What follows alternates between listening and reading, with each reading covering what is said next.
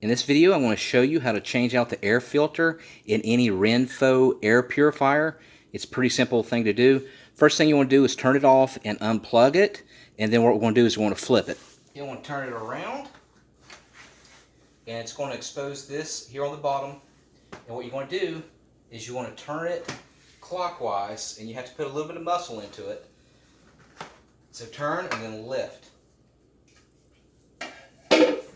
That's going to expose the filter, and you can see here it's doing a great job catching the cat hair.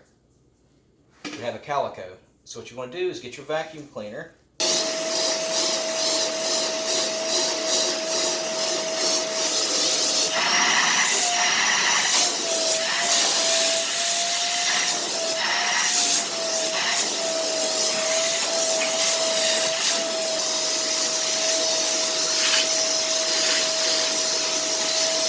Next, we put our filter back in, and we want to tighten it clockwise this time.